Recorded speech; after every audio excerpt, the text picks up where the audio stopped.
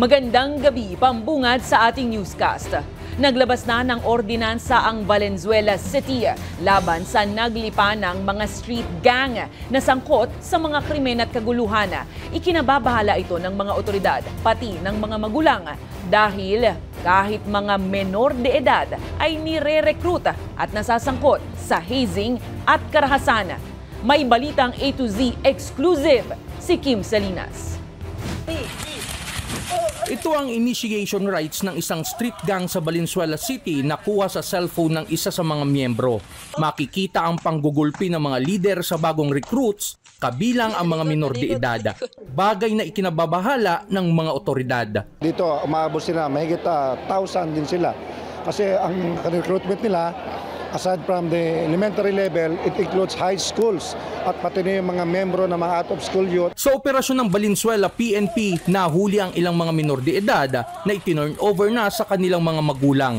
Natunto naman ang ilang leader na kinasuhan ng paglabag sa curfew at iba pang city ordinance. Ayon sa pulisya, sangkot ang naturang gang sa vandalism, mga riot at paggamit ng illegal na droga. Na-exploit sila sa paggawa ng krimen kasi tinetesting yung loyalty mo sa gang na to. Si Aling Mercy natatakot na baka mapahamak ang kanyang anak na grade 10 student sa mga grupong ito. Takot din ako na masama siya sa mga gang na ganyan o madamay siya o hindi man siya kasama o madamay siya.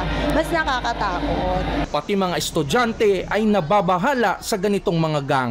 Napagtitripan, napagsasabihan ng mga kung ano-anong bagay, napagbabantaan, higit sa lahat ay naabangan sa labas. Napakahirap bilang isang estudyante. Para masugpo ito, ipinatupad ngayong araw ni Valenzuela Mayor Wes Gatchalian ang City Ordinance No. 3467 para ideklarang persona non grata ang street gang sa lungsod. Unahan nito sa buong Pilipinas na ang isang syudad ay pinagbawal na po atong mga nasabing 13 street gang zone natin. Pinangalanan sa City Ordinance ang 13 street gangs na idineklarang bawal sa lungsod.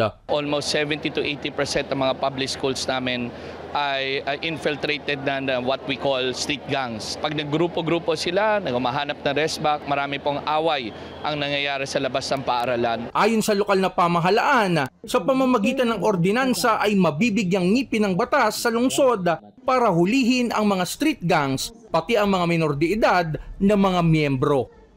Para sa Balitang A to Z, Kim Salinas.